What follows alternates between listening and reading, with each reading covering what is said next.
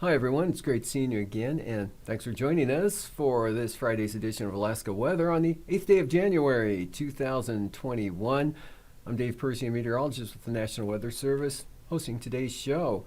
Let's see, up first we've got ice thicknesses. January ice thicknesses are in, and the quite varied on the rivers, or they're quite varied and variable. Chena River at the Steese Highway, you can see about 13 inches for that thickness. And then the Tanana River, Chena Pump Wayside, 18 inches. And but at Pike's Landing, they're in around, I think that's actually in Fairbanks, it's 7 inches.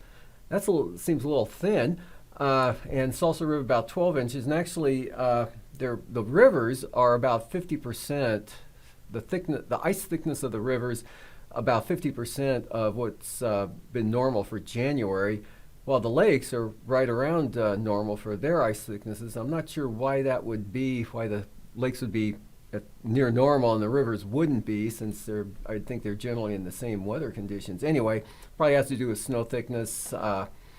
So moving on from there, before I dig myself into too deep of a hole, hazardous weather graphics. We've got wind advisory out for the Alaska Range, eastern Alaska Range, mainly through the passes, and that's from midnight tonight until 9 a.m. Saturday morning, and that's for south winds, implying milder temperatures, 30 to 40 miles an hour, gusts 65 miles per hour. Again, that's midnight tonight through 9 a.m. Saturday morning for the eastern Alaska Range passes. And then down on the southeast coast there, over the northern panhandle, that's winter storm watch for possible heavy snow. And the exact areas that's out for are the Klondike and Haines Highway, including Haines and Skagway. And that's for, let's see, that time frame is for Saturday night and Sunday. Possible 7 to 12 inches of snowfall could occur along those areas. Again, the Klondike and Haines Highway. And that's the winter storm warning, or winter storm watch. Again, not quite a warning. It's possible it could become a warning or maybe not, but down along the coast, central and south coast, that's a high wind watch out there for the next storm coming up, actually tomorrow afternoon. Storm force winds in the marine areas, and looking for gusts to increase there on the central and south coast, up to 60 miles an hour during the afternoon hours tomorrow, and that warrant watch is out until the afternoon on Sunday, I believe. Anyway, moving on to satellite imagery, you can see one system coming up the southeast coast. They're kind of linking up a lot of clouds there and linking over the system that's just south of the Kenai Peninsula, or near the Barren Islands actually, today. And moisture and the gradient along the southeast coast was enough to kick the winds up anywhere 40, 50 miles an hour. Let's see, peak wind gust at Cape Decision was 56 miles per hour, while Craig had 45 mile an hour peak wind gusts, and elsewhere they're generally lighter than that, anywhere from 20 to 35 miles an hour, but those are a couple of the higher wind gusts there. And that's all coming down now, the system weakening and kind of pulling back to the northwest, another portion kicking inland a little bit. And precipitation, not all that heavy as well, with the rain along the North Gulf Coast, only about 1/10 of an inch falling at Seward, Homer, Seldovia, 1/10 of an inch Cordova, but it was heavier over toward Yakutat. They picked about 8/10 of an inch in the last 12 hours, ending at 3 p.m. this afternoon, while Lituya Bay had about 1 1/3 inches of rainfall, and Craig, farther to the south, picked up 2/3 of an inch. Otherwise, Wrangell and Juneau just a few hundredths of an inch, I think 3 or 4 hundredths, and that was about it. So it's heavier along the coast. And then you can see a break over the southeast Bering Sea, Bristol Bay area in toward the coast. Actually, fair amount of clearing, it looks like there. Some snow showers in around or just east of the Pribilof Islands with a weak system there. but a break for the eastern Aleutians Alaska Peninsula, as that next frontal boundary shows up quite vividly there, pushing eastward and then kind of rotating up into the western Aleutians. And that's bringing currently 40 to 50 mile an hour winds with heavy snow at AKwx. That's beginning to change over to rain on the southeast winds, warmer temperatures. They're into the lower to mid 30s now, and that'll begin. So whatever snow now is falling is pretty wet. Now change over to rain later on, with winds should probably peak out probably this evening out in that area. Otherwise, again, not too bad over the Bering Sea. The cold air isn't surging down as strong as it had been, but still kind of just locked in over the northern Bering Sea through the Bering Strait, and a lot of loose clouds over the interior, with the areas of light snow over the western interior. From actually King Salmon picked up about 1 to 2 inches today, snow falling all afternoon, both at King Salmon and areas all the way up to Kotzebue. They picked up also about maybe 1 to 2 inches with a snowy afternoon, temperature 7 degrees, winds variable to west-northwest, 5 to 10 miles an hour there. And but those were the two areas that I could find that had really any significant snowfall that was measurable. Everywhere else had either nothing or very light amounts. Otherwise, there's that weak system now not even a factor for the Pribilofs or near the Pribilof Islands, and then the stronger storm coming into the Aleutians with 958 millibar low. They're south of Shimianat-2, and the gradient, tightest gradient in advance of the front, AKwx and ATKA. And again, a break, nice conditions, eastern Aleutians, Alaska Peninsula. Kodiak Island, not too bad, generally dry today, maybe a little clearing. State Airport only picking up about 0.03 of an inch of precipitation that fell earlier on. And then the remnants of that trough weakening along the North Gulf Coast and Panhandle. The low center already weakening the trough down to the south there. And precipitation and diminishing winds this afternoon. Not much getting up into the eastern interior, maybe a few light snow showers or flurries, but nothing really significant at all, and basically dry with light winds all the way up to the Arctic coast. And for tonight, nice over the southwest coast, really just due to a lack of storminess rather than the presence of high pressure, with the continuing weakening trough along the North Gulf Coast into the northern Panhandle, and then the system bringing gale force winds into the eastern Aleutians, Alaska Peninsula, and even the Pribilofs, with rain, possibly moderate to heavy for the Fox Islands, especially on the upslope areas of the islands there, and the mixed precipitation back to the west, changing back to snow for Shimianat-2. Snow and increasing winds for the Pribilof Islands. And fair, northern Bering Sea with light winds and clearing, and then a weak trough, remnant trough there, keeping some light snow going from the Kobuk Valley up across western Brooks Range along mountains to areas south of Point Lay to Point Hope. Again, light amounts, nothing significant. And a break over the central and south coast of the Panhandle in advance of that next system we'll see pushes up. Still the low center as well to the south and southwest of the southeast coast, in closer to Kodiak Island. So windy conditions coming back in tomorrow with rain, possibly heavy at times. And storm force winds tomorrow afternoon along the entire stretch of the Panhandle and at least the eastern North Gulf Coast, with good gales into Kodiak and Kamishak Bay Barren Islands. And low pressure now just west-southwest of Nikolsky out there in the Bering Sea, quite a large area of low pressure. Pretty brisk easterly winds on the north side of that low center, with wrapping back around to the north and northwest over the western and central Aleutians. Dry, light winds over the interior with those Alaska range winds coming down late tomorrow afternoon, with light winds and clearing all the way up to the Arctic coast. And then for the day on Sunday, we'll throw some snow shower action up there for the North Slope and Arctic coast, but nothing more than maybe an inch or so into the Brooks Range.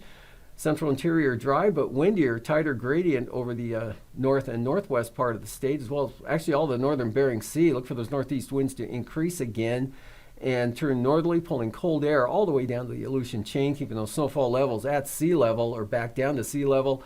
And then just the opposite for the Gulf of Alaska Panhandle, wet, mild conditions, southerly flow, and that warm front keeping it wet for the southeast coast, continued windy, as well as the North Gulf Coast. Could see some snow spilling into south central Alaska, possibly. But gale force winds, southern Cook Inlet, 40 knots out of the northeast for Sunday. And from there, we'll look at low temperatures tonight. Below zero, north and west of the Alaska Range, western interior, 10 to 20 below. Milder there for the Tanana Valley.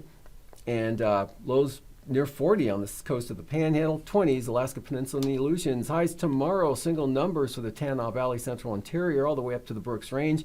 Single numbers below 0 for the Arctic coast, and Shishmaref high 12 below, 32 for St. Paul, mid-30s central Aleutians, lower 40s for the Panhandle, and the lows for Sunday morning, 20s to lower 30s, south central Alaska, and single numbers for the Copper River Basin, 30s to lower 40s in the Panhandle, again below 0, northern western interior, followed by highs 10 to 15 to maybe 20 for the Tanana Valley, and mid-30s for south central Alaska, lower 40s for Kodiak. And now, aviation weather around Alaska. Taking a look at our first flying weather graphics Saturday morning, we've got zone of VFR there for the North Slope, and then out along the Arctic coast. Areas of VFR with marginal VFR mainly on the central coast there. VFR also on the east side, a little bit in the west side there. With the IFR, north side of the Seward Peninsula. Bering Strait, though, not too bad. VFR for the St. Lawrence Island area, and a little band of IFR just off the coast of Nunivak Island. And then with the stronger front, more extensive area there, southern Bering Sea, kind of hanging up over the eastern Aleutians. And then the interior areas of VFR with scattered areas of IFR, mostly near mountainous terrain, and some scattered areas of marginal VFR. And in the Gulf of Alaska from Kodiak Island across the northern Panhandle, marginal, southern, southeast coast areas of VFR, some lingering IFR, Lincoln Island, Glacier Bay. For the afternoon, IFR becomes more widespread over the northern Panhandle. Marginal VFR for the central and southern areas, except Prince of Wales Island catching some IFR along the coast. And the North Gulf Coast, marginal VFR from Yakutat until you get to western Prince William Sound, and IFR there down the east side and southern Kenai Peninsula. All of Kodiak Island, IFR, Kamishak Bay, and a narrow band along the eastern slopes of the western Alaska Range. Interior looking good, VFR, especially along the Yukon, Kuskokwim River valleys, although in the Kuskokwim Valley there, it looks like the could be some marginal VFR, but northern Bristol Bay VFR. And weakening front there in the Aleutian, or southern Bering Sea and the eastern Aleutians, producing some persistent IFR. And checking out the Sunday morning flying weather graphic, we've got IFR, western Arctic coast, and marginal VFR for the remainder of the coastline up there, and central and western North Slope, and south of the mountains, though, pretty good. Low clouds, maybe some fog produces some lower conditions there along and just south of the upper Yukon River zone there to possibly Eagle, and also over the 40-mile country, or the just north of the eastern Alaska Range, North Waitok, maybe Nebezna could be marginal, Copper River Basin VFR. So sit in the valley, VFR, most of Cook Inlet till you get down toward Anchor Point on down across Kamishak Bay, Kodiak Island, solid IFR for the Gulf of Alaska, North Gulf Coast, and just about all of the Panhandle, and that even extends into Bristol Bay and then narrows out as it kind of angles northwestward there, not quite reaching St. Lawrence Island, and a real thin area there for Adak off to the northwest. And marginal VFR for the Bering Sea Sunday afternoon, improving farther to the west, and then IFR pretty well entrenched along the southwest coast, and westward and southwestward, but not quite reaching the Pribilof. So you'll see marginal VFR, St. Paul, St. George, as well as the central eastern Aleutians and western Alaska Peninsula.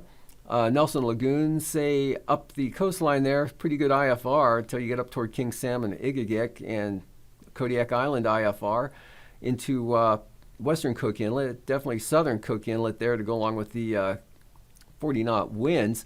And for the Kenai Peninsula, North Gulf Coast IFR on into the Panhandle, but not too bad over the interior.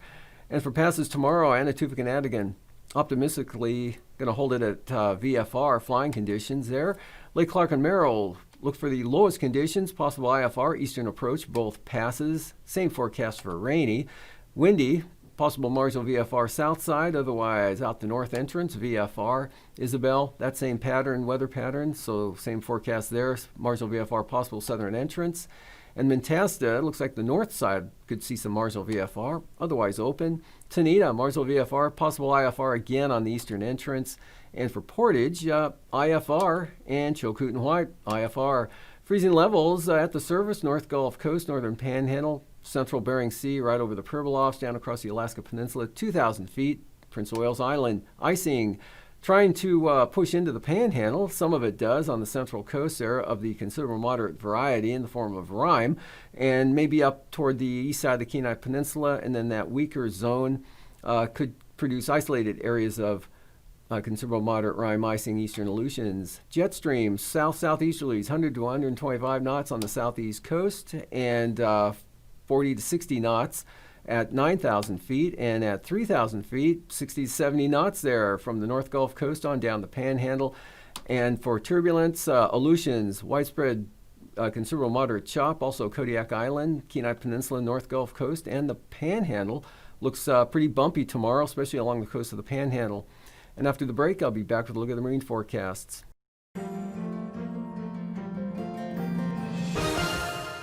Welcome back to another edition of Alaska Weather Facts. I'm Dave Snyder, and joining me again is Cindy Preller. She's the Tsunami Program Manager for Alaska Region's National Weather Service. Thanks again for joining us, Cindy. Thanks for having me back, Dave. Sure thing. And I love saying Tsunami Program Manager for Alaska's National Weather Service because that's not weather. Why is the Tsunami Program part of the National Weather Service? Well, it's because the Weather Service absolutely rocks at warning people for every kind of, devastating natural hazard. The mission of the Weather Service is to protect life and property. And so how does the Tsunami Warning Center in Palmer, Alaska, which is a very unique office, again, within the Weather Service, it's not weather, how do those folks help us protect life and property? The National Tsunami Warning Center in Palmer is a national warning center, and we analyze seismic traces 24/7 all around the world. So when there's an earthquake anywhere on the planet, we see it and analyze it within minutes. Within minutes, and Within there's minutes. actually a goal to have it under, was it 5 minutes? If there is a tsunami warning to be issued for continental America, we must get that out, or shoot to get that out in 5 minutes. Okay. Now that's not something I have ever learned to do, so I know it would be a struggle for me to do that under probably hours, but it is fascinating to watch, and the office is open on a regular basis for tours, right? Absolutely, come by Friday. Okay. Yep, every Friday at 1, 2, and 3 p.m. and they're open public free tours. And it's the most interesting place on the planet. You really should check it out. Okay, and the office team is made up of people that are earth scientists, not meteorologists or atmospheric scientists. Talk about some of the types of people that work there. Right, we are out of place in our National Weather Service, but we are geologists, geophysicists, oceanographers. We even have an astrophysicist on board, computer software architects, electronic technicians that are brilliant and innovative. Our software is all written in-house. Our instrumentation is designed in-house. So it's a really, really unique place, and it's just a couple handfuls of people that work there. So sure. Yeah. One of my favorite ways to get a tsunami alert message is on Twitter. Right. And I can follow the Twitter address, and we'll put that up on the screen for you there. But it's usually a very quick message that tells you initially what the magnitude of an earthquake could be and about where its epicenter was. What are some of the other ways that you can get that alert message? Well, Twitter's my favorite too. Yeah. And you don't even need a Twitter account to receive it. So That's it just comes in like an SMS message. But you can also receive it via email, weather radio, of course, the crawler on your television screen, on the internet, Google Alerts. Right. Marine radio if you're out in harbors and boats. Actually, marine radio is probably, yeah, it is a good one. That's our partnership with the Coast Guard. We're really grateful for that, absolutely. But there's a variety of ways in dissemination. Okay. And locally, excuse me, I'm sorry, but locally in the communities, the sirens will go off as well. Right. So lots of different ways to get that very important message very quickly when that matters to you. One of the ways that the Warning Center practices with communities is a test on a yearly basis, right? Right. How does that work? Thanks for bringing that up. It's a controversial issue, but it's super important to help us warn better and really serve Alaskans. So the week of March 27th, the commemoration of the 1964 event, for that week we have a Tsunami Preparedness Week every year. We like communities to get out and do drills and practice and do everything we can to raise awareness. And part of that is a live code test where we actually issue the warning message live and we activate the emergency alert system, which means sirens go off, the TV crawler happens, and it's a test, test, test, test. We're and doing everything that would normally happen without the real threat of the tsunami, just to practice as much as possible. Right, and this is a major partnership with the State of Alaska, Department of Homeland Security and Emergency Management, the Emergency Operations Center, and the Alaska Broadcasters Association. Without the media, we wouldn't be able to do this. So the three groups really work tightly together to do our best to warn, educate the public that this is happening, so they don't wonder and get scared about it. It has been remarkable what we've learned. I mean, it pretty much breaks somewhere every time, but then we fix it, and it gets better. So a quick example is just a few years ago, we used to, when we issued a message, it would activate the entire state. Right? I mean, Kotzebue, Nome, Bethel, everybody would be in tsunami warning. And so now we can regionalize it to where the actual event is taking place. That's pretty huge.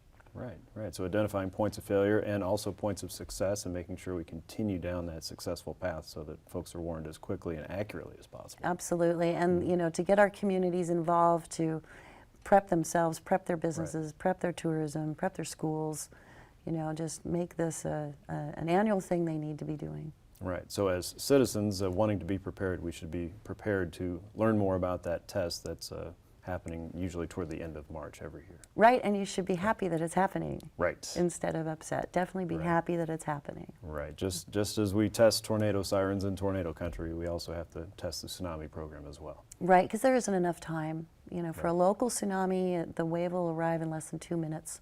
So it's super important that people know what to do. Very good. Well, Cindy, thank you so much for helping us know more about the Tsunami Ready program and the test. And the Tsunami Warning Center is a very unique and very important job in the National Weather Service that is just fascinating to me every time I visit the office. So, it's the only one for the continent. You really should come check it out. It's an international effort. Yes. Wonderful stuff. Thank you, Cindy. Thank you, Dave. And thanks for joining us for another edition of Alaska Weather Facts. I'm Dave Snyder. We'll see you next time.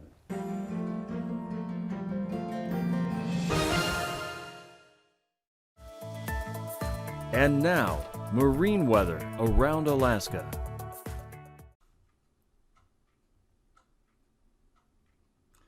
Hi everyone, Joel Curtis with your marine weather. Starting out with the sea ice edge, we've got it surging toward the southwest, 25 nautical miles yesterday through today, 55 nautical miles north of St. Matthew. We expect 60 to 80 nautical miles surging through next Wednesday, and Cook Inlet has some surge toward the southwest. For Saturday's marine forecast for southeast, storm force winds on the outside up to 55 knots and seas up to 26 feet. On the inside waters, up to 35 knots and seas 8 feet. For Sunday, on the outside, 40 knots and seas up to 27 feet. And then on the inside waters, 40 knots out of the southeast with 12-foot seas down by Clarence Strait, and then tapering off to 15 knots as you get up to Lynn Canal. For South Central on Saturday, 50 knots in the east side of the outside waters and seas up to 23 feet. Prince William Sound, northeast 30, seas 6 feet. Down to 45 knots as you get south of the Kenai Peninsula, and through Cook Inlet, surging up to northeast 35 and seas 13 feet. And then on Sunday, we've got 30 to 45 knots on the outside water, seas up to 26 feet. Prince William Sound, easterlies 30, seas 7 feet. And through Cook Inlet, northeast up to 40 and seas 17 feet. For Kenai Peninsula and Kodiak Island, on the Pacific side, 35 to 45 knots on the outside waters, seas up to 18 feet, 30 knots through Shelikof Strait. And on the Bering Sea side, 25 knots in Bristol Bay and up to 40 knots with seas 9 feet north of Cole Bay. And then for on Sunday, we've got a mixed bag of wind, 20 to 30 knots on the Pacific side and seas up to 22 feet. And then on the Bering Sea side, up to 35 knots and seas up to 12 feet. For the Aleutian Chain, a lot of wind flow around the low approaching the chain, up to 50 knots on the east side and seas up to 21 feet. And as you get further out in the Aleutians, down to about 30 to 40 knots, and seas still pretty big, 28 to 23 feet. And then on the Aleutians for Sunday, northerlies, and they're ranging from about 40 down to 25 knots, seas up to 19 feet on the Bering Sea side and up to 21 feet on the Pacific side. For the West Coast, pretty much offshore flow and over ice, although as you get out into the Pribilofs, the easterlies 45, seas 18 feet. And then on the West Coast for Sunday, we've got northerlies 30 to 35 knots and seas up to 14 feet when you get down to the Pribilofs and south of St. Matthew. For the Arctic coast, easterlies along the North Slope, 10 to 15 knots or so, all over ice, and then the ice edge is filled in down through the Bering Strait, 15 to 20 knots. And then for Sunday's marine forecast, northeasterlies along the North Slope, 10 to 15 knots, and as you get down toward the Bering Strait, it'll be northerlies up to 35 knots. So recapping tonight's weather, got a couple of weather systems, 958 millibar low in the central Aleutians, a lot of flow around that low and some precipitation. And then we have a new system entering the Gulf, that 977 millibars low. When we get to Saturday, you can see that those systems have developed in the Gulf and quite a bit of wind around that, and onshore flow giving some mixed precipitation. And then also in the central Aleutians, we have that 966 still hanging around. And then for Sunday, quite a surge of warm air in the Gulf coming up in the east side, and then colder air all across the Bering Sea, and then coming down across the Alaska Peninsula and the Aleutians around that 958 millibar low near Coal Bay. And there'll be quite a bit of precipitation, snow as you get further inland, and of course rain on the east side with all of that warm air. And then a lot of snow showers over the Bering Sea, including that minor low way out in the west there, up to 983 millibars. Well, that's all the time we have. Thanks for tuning in. These forecasts are for planning purposes only. Call 1-800-WX-BRIEF for a formal pre-flight briefing. Always file a flight plan before you go flying. The U.S. Coast Guard Auxiliary urges you to leave a float plan with a friend or the harbor master before you go boating.